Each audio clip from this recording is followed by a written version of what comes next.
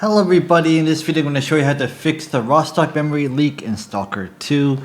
The first thing you want to do is to reduce the amount of items in your stash and prevent any crashes. So sell any excess items like PDAs, notes, unnecessary gear or weapons, etc. And avoid opening your stash frequently. If you must access your stash, do it gradually by removing items in small batches, for example 2 at a time. The second thing you want to do is spend less time in raw stack. Avoid staying near anomalies for long periods of time.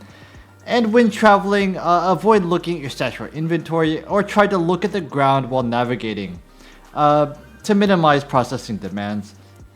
And if you also want to try to tweak your GPU settings, how do you do that?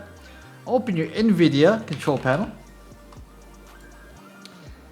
You want to navigate from here to 3D settings.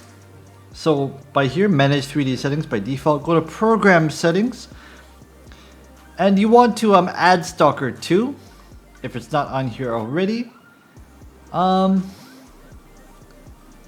Stalker 2 and add it. Locate the CUDA system fallback policy, so it's right here. And you want to change the policy to prefer no fallback. And hit apply and hit OK. And then try to see if this fixes your issue.